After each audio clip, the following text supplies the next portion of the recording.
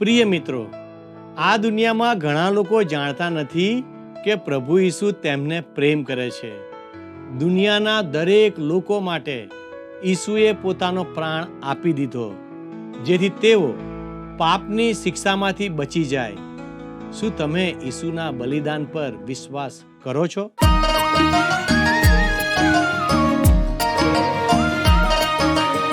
સ્તવન કરું, સ્તવન કરું, સ્તવન કરું ઈસુ તારું.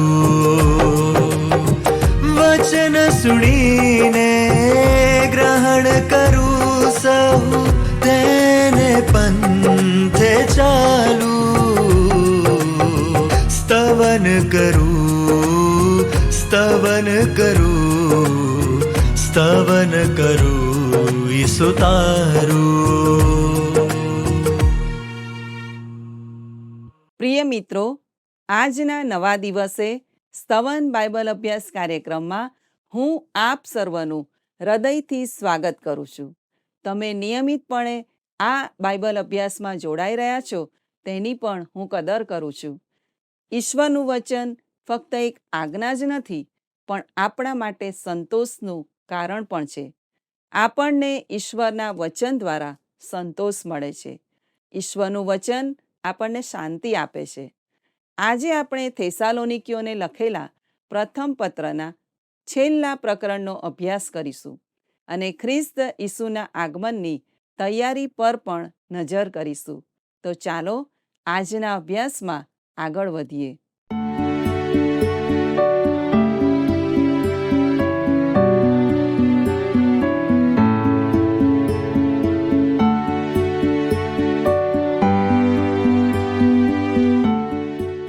દર્શક મિત્રો, સલામ. આપ સર્વને ફરીથી મળતા મને ખૂબ આનંદ થાય છે. આવો ઈશ્વરનું વચન વાંચીએ અને આજના અભ્યાસની શરૂઆત કરીએ. પહેલા થેસલોનિકી 5:4-5 જણાવે છે, પણ ભાઈઓ, તમે અંધારામાં નથી કે તે દિવસ ચોરની માફક તમારા પર આવી પડે. તમે સઘળા અજવાળાના દીકરા તથા દહાડાના દીકરા છો. આપણે રાતના તથા અંધકારના નથી. મિત્રો, મંડળીનું ગગનગમન ખરેખર બે બાબતોને સ્પષ્ટ કરે છે. એક, તે કૃપાના દિવસોનો અંત લાવે છે, જેમાં આપણે આજે જીવી રહ્યા છીએ. બીજું, ઈશ્વર પોતાના નામ માટે લોકોને બોલાવે છે અને ઘણા બધા સંતાનોને મહિમાની તરફ લઈ જાય છે. મિત્રો, આ બાબત ઈશ્વર આજના સમયમાં કરી રહ્યા છે. મંડળીનું ગગનગમન તેનો અંત લાવતો નથી, પરંતુ પ્રભુના દિવસની શરૂઆત કરે છે, જ્યારે મંડળીને પૃથ્વી પરથી ઉંચકી લેવામાં આવશે. ત્યારે મહાવિપત્તિ કાળની શરૂઆત થશે. આ એક જ ઘટના એટલે મંડળીનું ગગનગમન કૃપાના દિવસનો અંત લાવે છે અને પ્રભુના દિવસની શરૂઆત કરે છે. તે એક યુગને સમાપ્ત કરે છે અને બીજા યુગની શરૂઆત કરે છે. અહીં લખ્યું છે, પણ ભાઈઓ, તમે અંધારામાં નથી કે તે દિવસ ચોરની માફક તમારા પર આવી પડે. આવું કેમ? તેનું કારણ એ છે કે આપણે અહીં હોઈશું જ નહીં. આપણે 4થા અધ્યાયમાં જોયું કે પ્રભુ પોતે સ્વર્ગમાંથી ગર્જના સહિત નીચે ઉતરી આવશે અને તેમની કન્યારૂપી મંડળીને આ જગતમાંથી બહાર લઈ જશે. 5મી કલમ જણાવે છે કે તમે સઘળા અજવાળાના દીકરા છો. બીજા શબ્દોમાં કહીએ તો તમે ભવિષ્યમાં આવનાર મહાવિપત્તિના યુગના નથી, તમે કૃપાના યુગના છો. મિત્રો, આજે આપણે કૃપાના યુગમાં છીએ. કેટલું ઉત્તમ કહેવાય, ખરું ને? જો તમે પવિત્ર શાસ્ત્રમાં દર્શાવેલ આ ભેદોને શીખતા નથી તો તમે નિરાશાજનક રીતે મૂંઝવણમાં મુકાઈ જશો. મિત્રો, આપણે ધ્યાન દઈને સમગ્ર પવિત્ર શાસ્ત્રનો અભ્યાસ કરીને તેનું વિશ્લેષણ કરવા માંગતા નથી, પણ બાઇબલ જણાવે છે કે જ્યારે પ્રભુનો દિવસ આવશે ત્યારે આપણે પ્રભુ સાથે હોઈશું. આપણે અંધકારમાં નથી. તે દિવસ આપણને રાતના ચોરની જેમ અચાનક પકડી પાડશે નહીં. મિત્રો, પ્રભુ ઈસુ પોતાની મંડળીને ચોરની જેમ લેવા આવવાના નથી. મંડળી એ ધન્ય આશા અને આપણા મહાન ઈશ્વર તથા ઉદ્ધારકર્તાની મહિમાવાન ઘડીની પ્રગટ માટે રાહ જોઈ રહી છે. હવે પાઉલ વિશ્વાસીઓને સજાગ કરવા માટે સલાહ કે ઉપદેશ આપે છે. 1 થેસલોનિકી 5:6 તે જણાવે છે, એ માટે બીજાઓની પેઠે આપણે ઊંઘીએ નહીં, પણ જાગીએ અને સાવધ રહીએ. મિત્રો, આ કલમ શું કહે છે તે નિહાળો. જુઓ, મંડળીનું ગગનગમન ગમે ત્યારે થઈ શકે છે. આ કારણથી આપણે ઊંઘવાનું નથી, પણ જાગતા રહેવાનું છે. તેથી પાઉલ જણાવે છે કે પ્રભુ ઈસુ તેમની કન્યારૂપી મંડળીને મહાવિપત્તિકાળના સમય પહેલા દુનિયામાંથી બહાર લઈ જવાના છે. તે હકીકતને ધ્યાનમાં રાખીને આપણે બીજાઓની પેઠે આપણે ઊંઘીએ નહીં, પણ જાગીએ અને સાવધ રહીએ. સાવધ રહેવું શબ્દનો ઉપયોગ નશીલા પદાર્થોથી દૂર રહેવા માટે પણ થાય છે. એનો અર્થ કે માદક પદાર્થોનો ઉપયોગ ન કરવો. પરંતુ આ ઉપરાંત પણ ઘણા પ્રકારની નશાની સ્થિતિઓ છે, જે દારૂ કે ડ્રગ્સ જ નહીં, પણ સત્તા, પૈસાની લાલચ અથવા આ જગતના આનંદો હોઈ શકે. ઈશ્વરના બાળક તરીકે આપણે સજાગ રહીને આ બધાથી સાવધ રહેવાનું છે. શા માટે? કારણ કે આ સંબંધી ભયંકર ઘટનાઓ ભવિષ્યમાં બનવાની છે. મિત્રો, હું માનું છું કે આપણે પ્રભુના પુનરાગમનના સમયની નજીક છીએ. સંત પાઉલની જેમ હું પણ કહી શકું છું, કારણ કે જે વેળાએ આપણે વિશ્વાસ કરવા માંડ્યો તે કરતા હાલ આપણું તારણ નજીક આવેલું છે. રોમી 13:11 આ વિશે નોંધવામાં આવ્યું છે. હવે મિત્રો, આપણે આગળની કલમ તરફ જઈએ. 1 થેસલોનિકી 5:7-8 લખ્યું છે, કેમ કે ઊંઘનારાઓ રાતે ઊંઘે છે અને છાંટા રાતે છાંટા થાય છે, પણ આપણે દાડાના છીએ. માટે વિશ્વાસનું તથા પ્રેમનું બખ્તર અને તારણની આશાનો ટોપ પહેરીને સાવધ રહીએ. વહાલા મિત્રો, અહીં ફરીથી સાવધ શબ્દનો ઉલ્લેખ કર્યો છે. તેમાં આપણે એક ફરજ નિભાવવાની છે. વિશ્વાસનું તથા પ્રેમનું બખ્તર અને તારણની આશાનો ટોપ પહેરીને સાવધ રહીએ. મિત્રો, અહીં એક સૈનિકની ફરજ વિશે વાત કરવામાં આવી છે. વિશ્વાસ અને પ્રેમનું બખ્તર શરીરના મહત્વપૂર્ણ ભાગ હૃદયને ઢાંકવાનું કાર્ય કરે છે. તારણની આશાનો ટોપ માથાના રક્ષણ માટે છે. તે પુરુષો કે સ્ત્રીઓ માટે ટોપી પહેરવાની શૈલી નથી. મોટા ભાગના લોકો આજે ખુલ્લા માથે ફરતા હોય છે, પરંતુ દરેક વિશ્વાસી માટે તારણની આશાનો ટોપ પહેરવાની શૈલી હોવી જોઈએ. હવે વિશ્વાસ, પ્રેમ અને આશા, આ 3 મુખ્ય શબ્દો આ પત્રમાં ત્રીજી વખત જોવા મળે છે. પ્રેમપૂર્વક મહેનત, વિશ્વાસપૂર્વક કામ, ધીરજપૂર્વક આશા. વિશ્વાસ એ તારણ આપનાર વિશ્વાસ છે, જે વિશ્વાસપૂર્વક કામ કરવાની પ્રેરણા ઉત્પન્ન કરે છે. વહાલા મિત્રો, એક લેખક કેલ્વિન એવું કહે છે, ફક્ત વિશ્વાસ કરવાથી તારણ થાય છે, પરંતુ તારણ કરનાર વિશ્વાસ એકલો નથી. વિશ્વાસ ભૂતકાળ તરફ જુએ છે, જ્યારે આપણે પ્રભુ ઈસુ ખ્રિસ્તનો સ્વીકાર કર્યો હતો. પ્રેમ વર્તમાન સમય માટે છે, જેનો સંબંધ વિશ્વાસીને તેની આસપાસના લોકો સાથે હોવો જોઈએ. જ્યારે તારણની વાત એ તો ભવિષ્યની ધન્ય આશા છે. મિત્રો, સંત યોહાન લખે છે, વહાલાઓ, હાલ આપણે દેવના છોકરા છીએ અને આપણે કેવા થઈશું તે હજી સુધી પ્રગટ થયું નથી.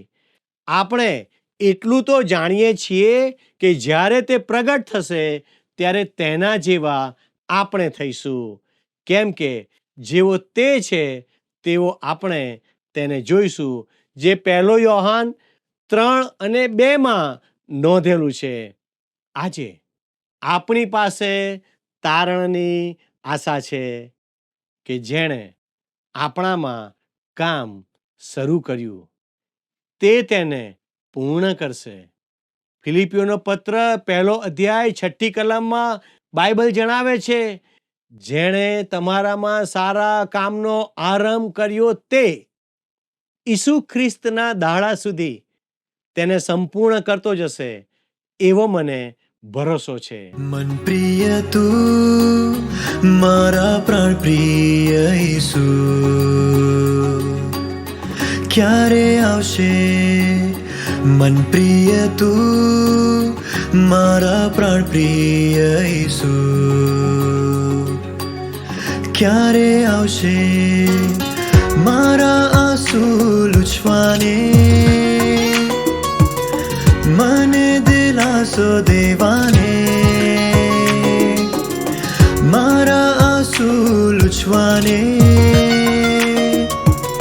મને દિલાસો દેવાને. હે મુજ પ્રભુ, વાદળની કરી સવારી, ક્યારે આવશે? મધ્યાકાશે સ્વર્ગીય દૂતો સંગા, પ્રભુ આવશે મારે કાજે વિંધાના, પ્રભુના મુખને હું જોઈશ. ઓ મારે કાજે વિંધાના, પ્રભુના મુખને હું જોઈશ. પાણી માટે તરસ્યા પક્ષી. હવે આપણે 1 થેસલોનિકી 5:9 નિહાળીએ. કેમ કે દેવે આપણને કોપને સારું નહીં, પણ આપણા પ્રભુ ઈસુ ખ્રિસ્ત દ્વારા તારણની પ્રાપ્તિને સારું નિર્માણ કર્યા છે. વહાલા મિત્રો, ઈશ્વરે આપણને ક્રોધ માટે નિર્માણ કે નિયુક્ત કર્યા નથી. આ વાત ઈસુ ખ્રિસ્તને 1000 વર્ષના શાસનકાળમાં માનનાર લોકો માટે પણ સ્પષ્ટ હોવી જોઈએ, પરંતુ કોઈ કારણસર તેઓ આ મુદ્દો ચૂકી જાય છે. ઈશ્વરે આપણને ક્રોધના દિવસ કે મહાવિપત્તિ કાળ માટે નિયુક્ત કર્યા નથી. આ ન્યાયનો સમય છે. પ્રભુ ઈસુ ખ્રિસ્તે આપણા વતી આપણો અન્યાય સહન કર્યો. કદાચ તમને પ્રશ્ન થાય કે શું હું ગગનગમનમાં ઉચકાઈ જવા માટે યોગ્ય છું? વાલા મિત્રો, હું પણ તમારો બચાવ કરી શકું તેટલો સારો નથી, પરંતુ ઈશ્વરે તેમની કૃપાથી મને બચાવ્યો. અને જ્યારે પ્રભુ ઈસુ ખ્રિસ્ત તેમની મંડળીને દુનિયામાંથી ઉચકી લેવા માટે આવશે, ત્યારે હું પણ પ્રભુ ઈસુની કૃપાને કારણે બીજા બધા ઉત્તમ સંતોની જેમ ગગનમાં ઉચકાઈ જઈશ. યાદ રાખો મિત્રો, ઈશ્વરે આપણને ક્રોધ માટે, મહાવિપત્તિ માટે નહીં, પરંતુ આપણા પ્રભુ ઈસુ ખ્રિસ્ત દ્વારા તારણને માટે નિર્માણ કર્યા છે. 1 થેસલોનિકી 5:10 જણાવે છે, આપણે જાગીએ કે ઊંઘીએ તો તેની સંગાતે જીવીએ, એ માટે તે આપણે સારું મરણ પામ્યો. વાલા મિત્રો, આ કલમ જણાવે છે કે આપણે વહેલા મરણ પામીએ અથવા પ્રભુ ઈસુના પુનરાગમન સુધી જીવીએ, પણ આપણે તેમની સાથે જીવીશું. મોટાભાગની મંડળી મૃત્યુના દ્વારમાંથી પસાર થઈ ચૂકી છે. એક દિવસ આ કેટલી ભવ્ય પરેડ હશે. તેની શરૂઆત થશે સ્ટેફનથી, અથવા ત્યારબાદ પ્રેરિતો, શહીદો, વર્ષોથી ઈસુમાં ઊંઘી ગયેલા લોકો, અને પછી જેઓ તેમના આગમન સમયે હજુ પણ જીવંત છે તેઓ પણ. મિત્રો, જો તમે અને હું પણ જીવંત હોઈશું તો આપણે પણ આ ભવ્ય પરેડમાં હઈશું. તે કેટલું આહલાદક હશે. આપણે ઈશ્વરનો આભાર માનીએ કે ઈશ્વરની કૃપાથી આપણે ત્યાં હોઈશું. હવે આ અદ્ભુત સત્ય તમારા માટે શું કરશે? તે આગળની કલમ આપણને કહે છે. 1 થેસલોનિકી 5:11 નિહાળો, જ્યાં આ પ્રમાણે કહે છે, તેથી તમે હમણાં કરો છો તેમ જ અરસપરસ સુબોધ કરો અને એકબીજાને દ્રઢ કરો. ભલા મિત્રો, વિશ્વાસીઓ તરીકે આ બધું આપણા માટે કેટલું બધું ઉત્તેજનદાયક છે, ખરું ને? જ્યાં સુધી આપણો બચાવ ન થાય ત્યાં સુધી ઈશ્વર આપણને વધસ્તંભ સુધી મર્યાદિત રાખે છે. એટલે કે ઈશ્વર આપણી પાસેથી આ એક પ્રશ્ન સિવાય કંઈ પૂછતા નથી. તમારા માટે મૃત્યુ પામેલા મારા પુત્રનું તમે શું કરશો? આપણે ઈસુ ખ્રિસ્તને આપણા તારણહાર તરીકે સ્વીકાર્યા પછી ઈશ્વર આપણી સાથે આપણા જીવન વિશે વાત કરે છે. ઈશ્વરના બાળકો જીવનના માર્ગ તરીકે 10 આજ્ઞાઓ હેઠળ નથી. તે તેનાથી ખૂબ ઊંચા સ્તરે છે. તેઓએ ખૂબ ઊંચા સ્તરે જીવન જીવવાનું છે, જે આપણે આ વિભાગમાંની આજ્ઞાઓ દ્વારા જોઈ શકીએ છીએ. આ આજ્ઞાઓ વ્યવહારુ છે. ખ્રિસ્તના આગમનની રાહ જોતા રહેવું એ એક અદ્ભુત ગૌરવપૂર્ણ બાબત છે. પરંતુ મહત્વપૂર્ણ પણ છે કે આપણે જીવનના માર્ગ પર ચાલતા રહીએ. ઘરે, ઓફિસમાં, સ્કૂલમાં, જ્યાં પણ આપણને ચાલવાનું કહેવામાં આવે છે ત્યાં પ્રભુ ઈસુએ કહ્યું, જો તમે મારા પર પ્રેમ રાખો છો તો તમે મારી આજ્ઞાઓ પાળશો. યોહાન 14:15 તે નોંધવામાં આવ્યું છે. કેટલાક વિશ્વાસીઓ એવા છે જેમણે ક્યારેય ઈશ્વરની આજ્ઞાઓ સાંભળી નથી. અહીં 22 આજ્ઞાઓ આપવામાં આવી છે. તે લશ્કરી આદેશોની જેમ ટૂંકમાં અને સંક્ષિપ્તમાં આપવામાં આવી છે. આપણને તો ફક્ત સાવધ રહેવા અને યુદ્ધનો ગણવેશ પહેરવાનું કહેવામાં આવ્યું હતું. જુઓ કલમ 8. હવે આદેશો આપવામાં આવ્યા છે, જેમાંથી અમુક આદેશો એકબીજા સાથે જોડાયેલા છે. 1 થેસલોનિકી 5:11 જણાવે છે, તેથી તમે હમણાં કરો છો તેમ જ અરસપરસ સુબોધ કરો અને એકબીજાને દ્રઢ કરો. આ પહેલી આજ્ઞા છે, જેનો અર્થ થાય છે વિશ્વાસમાં એકબીજાને પ્રોત્સાહન આપવું. બીજી આજ્ઞા છે એકબીજાને દ્રઢ કરો. થેસાલોનિકાના વિશ્વાસીઓ પહેલાથી જ તે કરી રહ્યા હતા. અહીં દ્રઢ કરવાનો અર્થ એકબીજાને ઉન્નત કરવા એવો થાય છે. તમારે અને મારે સાથે મળીને કામ કરવાનું છે અને ઈશ્વરના વચનથી એકબીજાને મજબૂત કરવાના છે. 1 થેસલોનિકી 5:12-13 કહે છે, પણ ભાઈઓ, અમે તમને વિનંતી કરીએ છીએ કે જેઓ તમારામાં મહેનત કરે છે અને પ્રભુમાં તમારા આગેવાન છે અને તમને બોધ કરે છે, તેઓની કદર કરો અને તેઓના કામને લીધે પ્રેમપૂર્વક તેઓને અતિ ઘણું માન આપો. તેમ માહોમાહે શાંતિમાં રહો. અહીં 3 આજ્ઞાઓ છે જે એકબીજા સાથે જોડાયેલી છે. ઈશ્વરના વચનોને શીખવનારાઓને જાણો અથવા સમજો. તેનો અર્થ એ છે કે આપણે તેમને ઓળખવા જોઈએ. જ્યારે સંત પાઉલે આ લખ્યું ત્યારે તેઓ થેસાલોનિકાની સ્થાનિક પરિસ્થિતિ વિશે વાત કરી રહ્યા હતા. તેઓ તેમની સાથે 1 મહિના કરતાં પણ ઓછા સમય સુધી રહ્યા હતા. તેમણે તેમને ખ્રિસ્તમાં જીતી લીધા હતા અને તેમને શીખવ્યું હતું. તેથી ત્યાં મંડળીની શરૂઆત થઈ ગઈ હતી. શરૂઆતથી સંત પાઉલ ત્યાં ગયા અને તેમને શુભ સંદેશ આપ્યો. તે પહેલા ત્યાં કોઈ વિશ્વાસી નહોતો. પ્રેરિતોના કૃત્યો 17મો અધ્યાય તેની 2 અને 3 કલમ આ નોંધે છે. તેથી થેસાલોનિકાના વિશ્વાસીઓ લગભગ તે જ સમયે ખ્રિસ્તની ઓળખ પામી ગયા હતા. હવે તેમની વચ્ચે કેટલાક લોકોને ઉપદેશનું કે શિક્ષણનું કૃપાદાન આપવામાં આવ્યું હશે. કેટલાકને ઉપદેશ આપવાનું દાન અને કેટલાકને મદદ કરવાનું દાન હશે. દરેક વિશ્વાસીનો જ્યારે ઉદ્ધાર થાય છે ત્યારે તેને કૃપાદાન મળે છે અને તે કૃપાદાન વિશ્વાસીઓની મંડળીને મજબૂત બનાવવા માટે ઉપયોગમાં લેવું જોઈએ.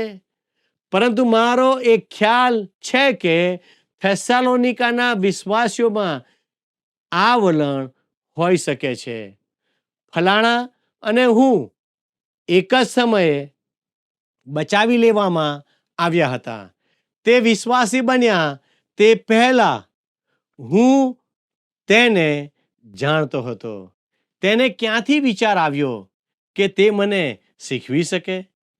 તેથી જ સંત પાઉલ તેમને કહે છે, અમુક પુરુષો અને સ્ત્રીઓને આગેવાનીનું ચોક્કસ કૃપાદાન આપવામાં આવ્યું છે અને તેઓએ તેમનો આદર કરવો જોઈએ.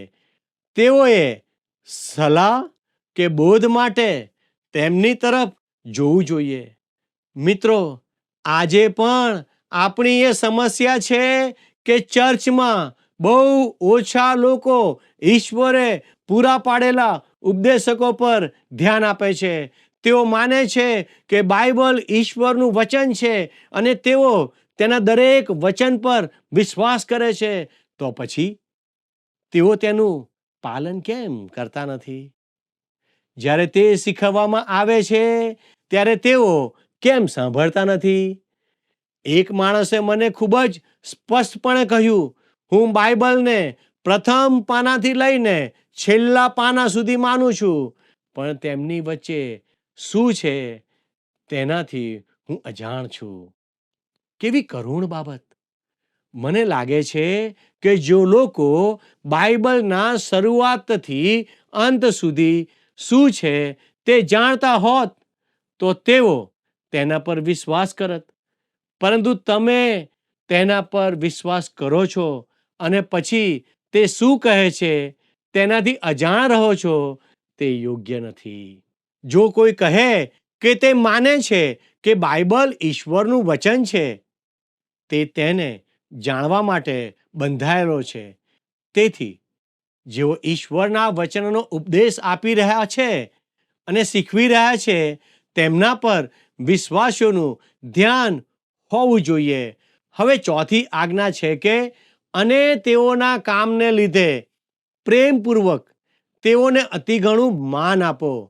હું હંમેશા એવા લોકોની પ્રશંસા કરું છું જેઓ ઈશ્વરના વચનોને પ્રેમ કરે છે, કારણ કે મેં જોયું છે કે તેઓ મારા મિત્ર બને છે, જે દર્શાવે છે કે તેઓ ઈશ્વરના વચનોનું સન્માન કરે છે.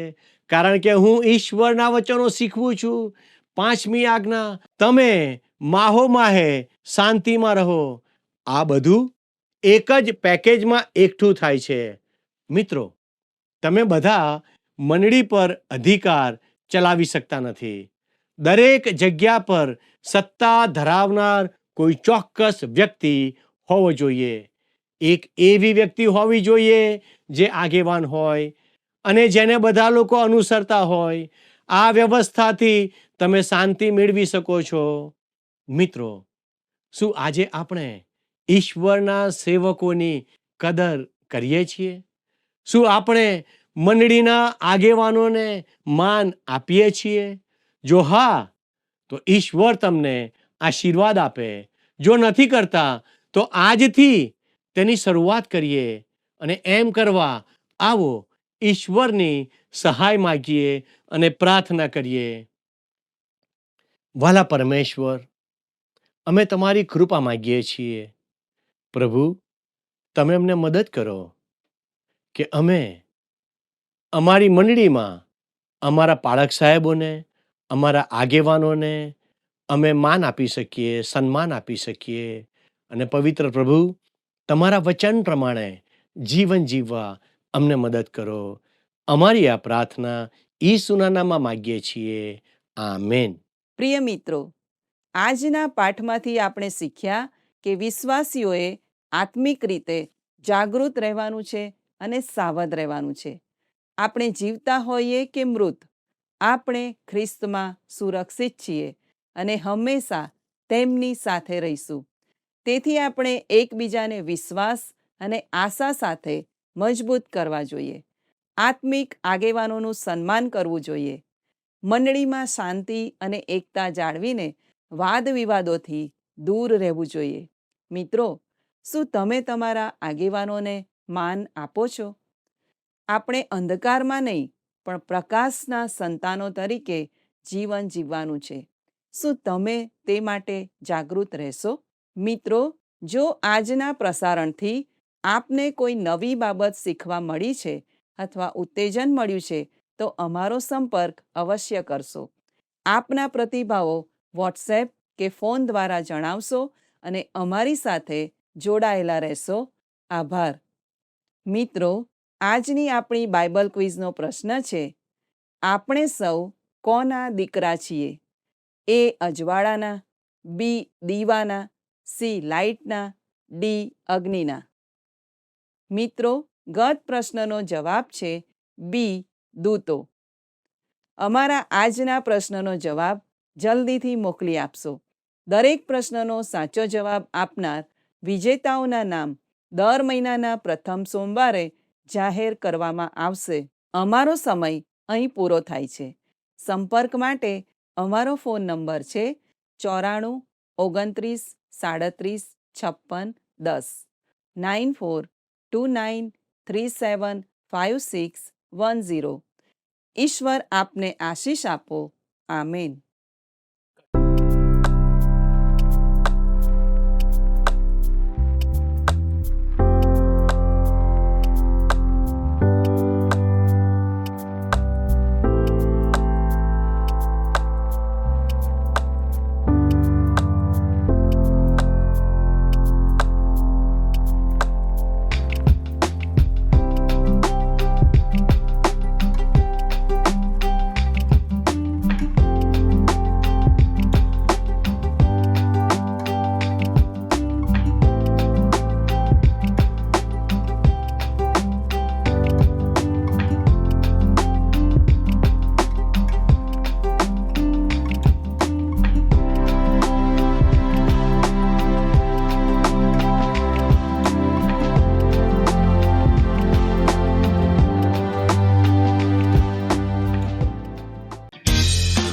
શું તમને આ કાર્યક્રમ ગમ્યો? અત્યારે જ અમને મિસ કોલ કરો.